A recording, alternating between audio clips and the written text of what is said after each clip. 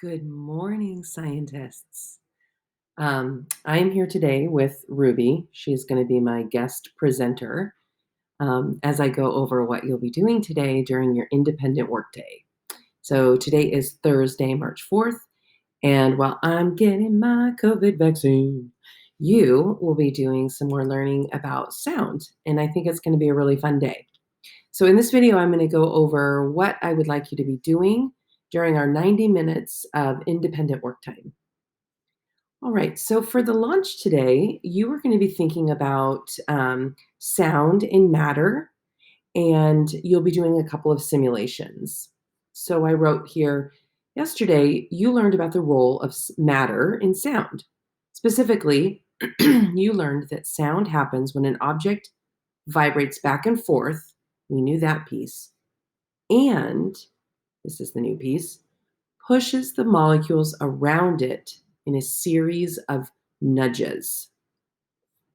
So I kind of like to think about sound traveling through molecules as like a set of dominoes that are all stood up waiting to fall. So I wrote here, the molecules are like dominoes that are stacked closely together. Or rather standing closely together. When a force pushes the first domino, here's the force right here, someone's finger, the force or energy continues to pass from domino to domino to domino to domino to domino to domino until the energy runs out or the space between the dominoes is too large. And then I asked you to see this picture below for reference. Since we can't see molecules and it's hard to believe that that's really happening, there are tools that help us and scientists visualize what is happening. And we call these tools models, and they are used all the time. So today you will use two models to try and better understand sound.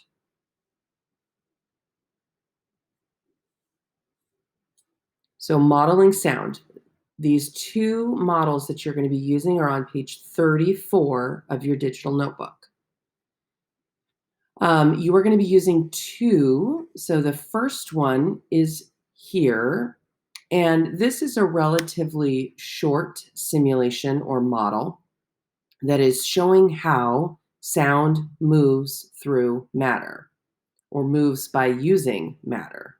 You can change the amplitude and the pitch and see how that impacts what's happening with the molecules as they are nudged along like dominoes. Once you have completed that, I would like you to fill in this box below and tell me what patterns did you notice, and then what do those patterns tell us about how sound moves, specifically how it relates to amplitude and pitch. Okay. She likes to be center stage. This is Ruby, my guest presenter here. All right, then you're going to do a PhET simulation. And when you click the picture, it'll take you to this simulation. And the page that you will see has all three of these images. You can check out how waves travel for different kinds of energy. But I'd like you to spend the majority of your time on sound. And so you would click on the sound and it'll take you into the simulation. I will make another video that explains that. But you are just going to be experimenting with this model to identify patterns. And then what is the evidence that we are gathering by doing this simulation? And how does that help us understand Ben? What does this have to do with how Ben uses sound to see? Then for your work time, you'll be doing pages 35 and 36. And for both of these, we're going to just do a deeper dive into matter. We said here through these simulations that matter is, or rather that sound is traveling through matter by nudging matter along. But do we really need matter to hear sound? So on 35, you are going to be thinking about what there's an investigation. You're going to watch the video of an investigation. In this investigation, a cell phone is put inside of a bell jar, which is basically a sealed system, and it's hung by a thin piece of fishing line. And all of the air has been removed from this bell jar, which means that other than the glass and the cell phone, there is no matter inside the bell jar. So I want you to say, what are the possible outcomes of this investigation when the phone rings? So basically, we'll hear it or we won't. So if we hear it, what would that tell us about whether or not we need matter to hear sound? If we can't hear it, what does that tell us about whether or not we need matter to hear sound? So I want you to think about that before you watch the video. And then once you have watched the video, I want you to record what was the outcome. Did you hear it? Did you not? And then what does that tell us about whether we need matter to hear sound? For your final page, you are going to watch 3 very short videos. And basically, I think all of these videos are really powerful and really help our understanding with sound. Now that you've done all of this learning, you're going to put all the pieces together, and these videos are going to make a lot of sense.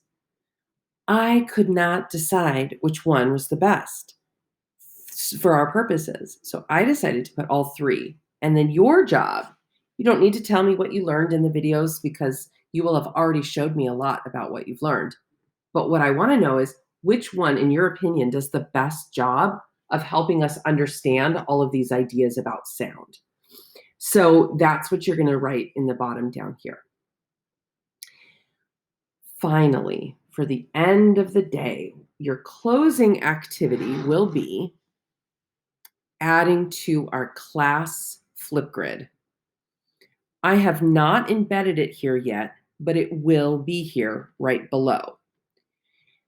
So I want you to add to your Flipgrid recording. If you haven't done one yet, you need to do one today. Okay, you don't have to have your face. You can just do the microphone. But this is required. If I don't get it today, you will need to stay for study club tomorrow. This is absolutely required, okay? So you're going to go to the Flipgrid and you're going to record yourself. And again, it can just be a recording of your voice. That's fine. If you have already made your Flipgrids, then I want you to go find your original Flipgrid and then add a comment below so that you'll have this thread of your understanding. If you end up doing it somewhere else, that's fine. But what you're going to do is you're going to add to your recording and tell me about how Ben uses sound, but you're going to include the ideas about sound and matter. You're going to include why louder sounds or clicks have more energy and would last longer than quieter clicks. Tell me some things about frequency too, if you're feeling inspired. And then what new questions do you have? What else do we need to know in order to understand how Ben is using echolocation? What else do we need to know? I am really looking forward to listening to your Flipgrids and hearing your ideas. I am so proud of all of the learning that you have done, and I can't wait to see you all tomorrow. So have a great day, scientists.